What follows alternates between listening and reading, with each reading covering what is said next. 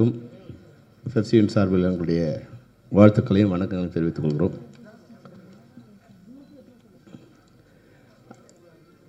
இயக்குனர் ஏழுமலைக்கு தமிழ்நாடு திரைப்பட இயக்குனர் சங்கத்தின் சார்பில் எங்களுடைய வாழ்த்துக்களை தெரிவித்துக் கொள்கிறோம்.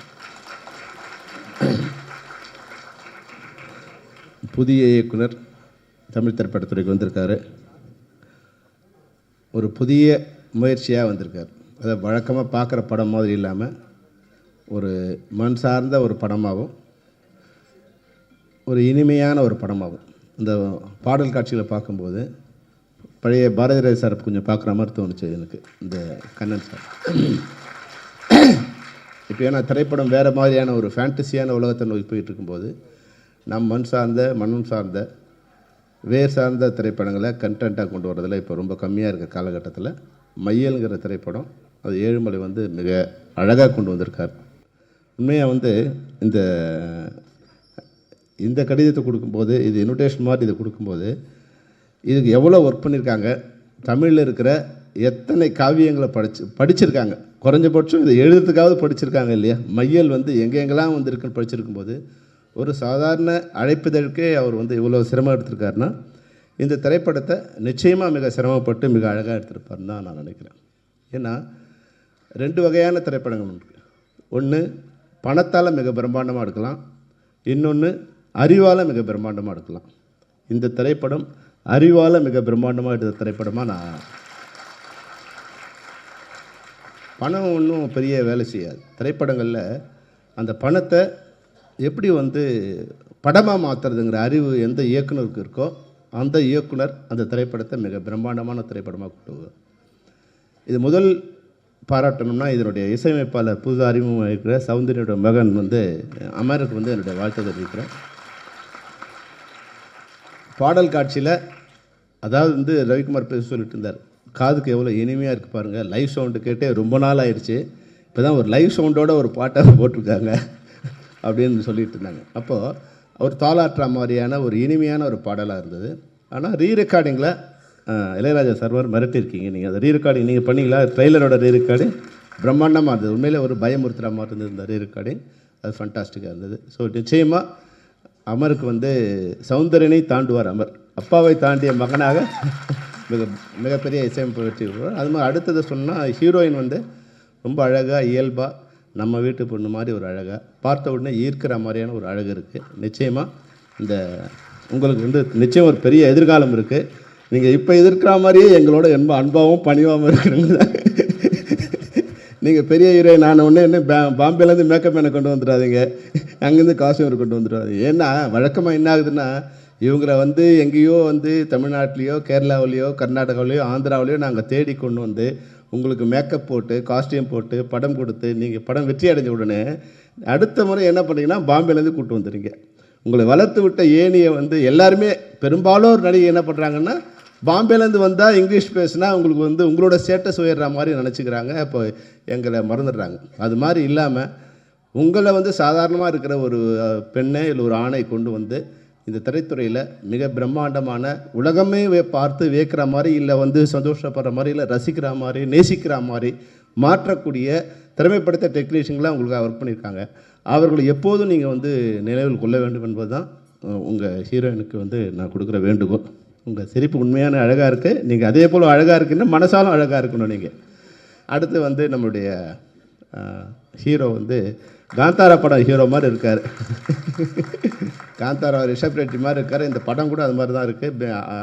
ஆக்ஷனில் எமோஷனில் ரொம்ப பிரம்மாண்டமாக பண்ணியிருக்காரு. அது மிகச்சிறந்த வெற்றி அடையக்கூடிய வாய்ப்பு இருக்குது. படத்தில் வந்து பார்க்கும்போது ஒரு ஃப்ரேம் பார்க்கும்போதே முதல் ஃப்ரேம் பார்க்கும்போதே எந்த ஃப்ரேம் வந்து ஆடியன்ஸை உள்ளே இழுக்குதோ அந்த திரைப்படம் வெற்றி வரும். அது மாதிரி வந்து ஓப்பனிங்கில் அந்த சாங்கோட ஃபஸ்ட்டு அந்த கனெக்டர்கள் வந்து வெளியே கொண்டு வர முயற்சியில் அழகாக வந்து கேமராமேன் வந்து பியூட்டிஃபுல்லாக பண்ணியிருக்காரு. வந்து கனெக்டர்லேருந்து ஒரு ஸ்டெப்பாக மேலே வர மாதிரி ஏழுமலையும் டிஓபியும் நீங்கள் ஒரு ஸ்டெப்பாக மேலே வருவீங்க. இண்டஸ்ட்ரியில் உங்களுக்கான எதிர்காலம் மிகச்சிறப்பாக இருக்குது. ஏன்னா இங்கே திரைப்படத்துறையில் சிறந்த டெக்னீஷியன் தான் சிறந்த திரைப்படம் உருவாக்க முடியும். அதனால் நான் வந்து பிறக்கும்போதே சிறந்த டெக்னீஷியனாக வர முடியாது. சிறந்த டெக்னீஷியனுக்கு திரைப்படத்துறையில் வாய்ப்பு கொடுக்கணும். ஆனால் ரோட்டில் போகிறவங்கெல்லாம் கொண்டு வந்து நீங்கள் வந்து டெக்னீஷியன் கொண்டு வந்துட்டீங்கன்னா சினிமா வந்து மறுபடியும் ரோடுக்கு போய்டும். அதுதான் வந்து இந்த நேரத்தில் தேனப்பன் இருக்கார் மேடையில், பழைய தமிழ் திரைப்பட தயாரிப்பாரோட செக்ரட்டரியாக இருந்திருக்காரு, அவருக்கு புரியும்னு நான் நினைக்கிறேன். அவங்க எவ்வளோ 97 எவ்வளோ கஷ்டப்பட்டோம், அன்றைக்கி 200 டைரக்டர் இருந்தே எவ்வளோ கஷ்டப்பட்டு எது மாதிரி உருவாக்குறதுக்கு 2 வருஷம் ஆச்சு. ஒருத்தரையும் ஒரு டெக்னீஷியன் உருவாக்குறதுக்கு 2 வருஷம் ஆச்சு. அன்றைக்கி கூட வந்து 200 டெக்னீஷியன் இருந்தாங்க, டைரக்டர்ஸ் இருந்தாங்க. பாரதி ராஜாவிலேருந்து, பாலச்சந்தர்லேருந்து, மணிரத்னம்லேருந்து, சங்கர்லேருந்து, செல்வமணிலேருந்து, உதயகுமார்லேருந்து, KS ரவிக்குமார்லேருந்து மிக பிரம்மாண்டமான டைரக்டரும் கூட இருந்தே அதை ரெடி பண்ணுறதுக்கு 1 வருஷம் ஆச்சு. ஏதோ கோவத்தில் வந்து இது அதான் கெடுக்கிறது ரொம்ப ஈஸி, உருவாக்குறது தான் கஷ்டம், சிறப்பு செய்கிறது தான் கஷ்டம். ஒரு குடம் பாலில் ஒரு துளி விஷம் இருந்தால் அது கெட்டு போயிடும். அது மாதிரி கெட்ட எண்ணம் உள்ளவங்க நிர்வாகத்துக்கு வந்துட்டாங்கன்னா அது நிச்சயமாக வந்து அந்த நிர்வாகமே ஸ்தம்பிச்சு போயிடுற மாதிரி தான் இருக்கும். அதனால் வந்து தேனப்பை இருக்கும்போது கூட நாங்கள் வந்து 100 சண்டை போட்டிருக்கோம். ஒரு முறை போகும்போதும் தேனப்பை இருந்தாருன்னா சண்டை தான் வரும். ஆனால் சண்டைங்கிறது வந்து தங்களுடைய சங்கத்தை சரியாக வச்சுக்கணுங்கிற எண்ணம் தான் ஒரு 2 பேருக்குமே இருக்கும். அது செல்வமணிக்காக இருக்கட்டும், இல்லை தேனப்பனாக இருக்கட்டும். தேனப்பனை சரி பண்ணணும்னா எப்படியாவது நாங்கள் ரவிக்குமார் அன்னைக்கு கூட்டு போய்டுவோம். எப்படியாவது நீ வா ரவி, நீ கொஞ்சம் வாப்பா, நீ வந்தினா தேனப்பை கொஞ்சம் சுமாராக பேசுவான், இதனால் நீ வா அப்படின்னு கூப்பிடுவோம். அப்போது ஒரு யார் எப்படி போனால் எப்படி இருக்குங்கிற நட்பு இருக்கு இல்லையா, அந்த நட்பின் அடிப்படையில் நாங்கள் வந்து வேலை செய்யும்போது இண்டஸ்ட்ரியும் நல்லா இருந்தது, சங்கங்களும் நல்லா இருந்தது. அந்த புரிதல் இல்லாமல் யார் கூட சண்டை போடுறோம், என்ன சண்டைனே தெரியாமல் இருக்கும்போது, இப்போ நீங்கள் நிர்வாகிகளாக இருக்க, தயாரிப்பாளர் இருக்க நீங்களாம் அது சொல்லறேன்னா இப்போ என்ன நடக்கும்னா நாங்கள் வேணுமா வேணாமாங்கிற கேள்வி வந்துடும். இப்போ அதுதான் அடுத்த கேள்வின்னா, இது வரைக்கும் அமைதி என்பது வந்து ஒரு கட்டம் வரைக்கும் தான், அமைதி என்பது ஒரு கட்டம் வரைக்கும் தான். அடுத்த கட்டம் அடுத்த ஒரு ஸ்டேஜுக்கு போகக்கூடாது, பழைய நிலையில் வந்துடக்கூடாது அப்படிங்கிறதால வந்து எல்லாரையும் உங்களுக்கு தெரியும், தொழிலாளர்களை கட்டுப்படுத்தி ஒரு அணிகளை வைக்கிறது எவ்வளோ சிரமங்கிறது ஒரு தெரியும். அவங்கள வந்து தூண்டி விடுறது ரொம்ப ஈஸி. நாளைக்கு நீங்கள் இன்றைக்கி சேர்த்திங்கன்னா ஒரு 5000 பேருக்கு நாளைக்கு பதில் சொல்லணும். அன்றைக்கி தேனப்பன் இருந்தார்னு நினைக்கிறேன், 3000 பேருக்கு வந்து 1 வருஷம் கஷ்டப்பட்டு அவங்களுக்கு நம்ம வந்து ரோட்டில் நிற்க வச்சு 1 வருஷமாக சிரமப்பட்டு ஒரு சங்கமாக ஏறி அவங்கள ஒரு சங்கத்தில் வந்து இணைச்சி விட்டோம். அந்த இது மறுபடியும் நடக்கும்னு வந்து இருக்கும்னு நினைக்கக்கூடாது. அதனால் வந்து இந்த பிளவுன்னு ஒன்று வந்துடுச்சுன்னா, முன்னாடி ஏற்பட்ட பிளவு என்பது வேறு, இப்போது இருக்கிற பிளவு என்பது வேறு. ஏன்னா இன்றைக்கி வந்து டெக்னீஷியன்ஸ் வந்து டெக்னிக்கல் வளர ஆட்குறைப்பு வந்து ஆட்குறைப்புன்னு சொல்ல முடியாது. முன்னாடி 10 பேர் செஞ்ச வேலையை இன்றைக்கி ஒரே ஒருத்தர் செய்ய முடியும். முன்னாடி வந்து ஷூட் பண்ணி நெகட்டிவ் ப்ராசஸ் பண்ணி அதை பிரிண்ட் போட்டு எடிட் பண்ணால் தான் டைரக்டர் வந்து அந்த காட்சியை பார்க்க முடியும். ஆனால் இன்றைக்கி ஷூட்டிங் ஸ்பாட்டில் டைரக்டர் எடிட் பண்ணும்போதே அது என்ன சீனுங்கிறது அங்கேயே உட்காந்து எடிட் பண்ணுறோம். அந்த ஃபைட் மாஸ்டர் எடுக்கிறார், ஃபைட் எடுக்கும்போது அங்கேயே உட்காந்து எடிட் பண்ணி அங்கேயே இந்த ஷாட் இருக்கா, வேணுமா வேணாமா அப்படிங்கிறத டிசைட் பண்ணக்கூடிய அளவுக்கு வந்து குறைஞ்சபட்சம் 1 வாரம் ஒர்க் பண்ண வேண்டிய வேலை ஒரே நிமிடத்தில் முடிஞ்சிடுது. அப்போது அதுக்கேற்ற மாதிரி டெக்னீஷியன்ஸ் குறையிற வாய்ப்பு வரும். அப்போ 25000 பேர் வேலை செய்கிற இடத்துல இன்றைக்கி 10000 பேர் தான் வேலை செய்யக்கூடிய நிலைமை இருக்கும்போது, இன்னொரு 5000 பேர் 10000 பேர் ஏதோ ஒரு சண்டையில் கொண்டு வந்து நீங்கள் வெளில விட்டுட்டிங்கன்னா, இந்த பிரிவு என்பது மிகப்பெரிய வடுவை ஏற்படுத்தக்கூடிய அபாயம் இருக்குங்கிறத தயவுசெய்து மேடையில் இருக்க தேனப்பனுக்கு சொல்கிறேன். அதுபோல் வந்து நம்ம நண்பர் தனஞ்சயன் இருக்கார், அவங்களாம் வந்து எல்லா சங்கத்துலேயும் தொடர்பு உள்ளவங்க.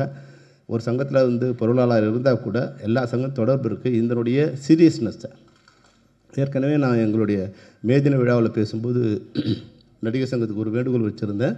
அதாவது வந்து ஒரு குடும்பத்தில் வந்து பிரச்சனைகள் வரும்போது, அண்ணன் தம்பிக்குள்ளே மாமன் மச்சாங்களும் பிரச்சனை வரும்போது, அந்த குடும்பத்தில் அடுத்தவங்க யார் இருக்காங்களோ, பெரியவங்க யார் இருக்காங்களோ அவங்க சமாதானம் பண்ணி வைக்க வருது அவங்களோட கடமை. இது நம்ம ஒரு சாவு நடந்தால் கூட பங்காளிகள் இல்லாமல் சம்மந்தி சாப்பாடுன்னு ஒன்று போடுவோம். ஏன்னா சம்மந்திங்கிறவங்க அடுத்த ரத்தம்.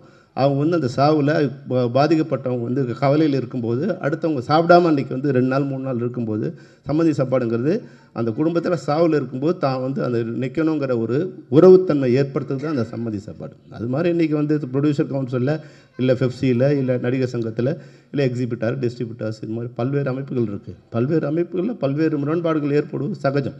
அந்த முரண்பாடுகளை வந்து சரி செய்யணும்னு நினச்சின்னா, ஒரு குடும்பத்தில் கணவனும் மனைவிக்கும் தகராறு வருதுன்னு நினச்சிங்கன்னா அதை சரி செஞ்சால் தான் வந்து நல்லா இருக்குமே தவிர, நான் இன்னொரு பொண்டாட்டியை கழிக்கிட்டேன்னா வந்து 100 பொண்டாட்டி கட்டினாலும் உங்கள் பிரச்சனை முடியாது. ஏன்னா நமக்கு 100 பிரச்சனை வருது.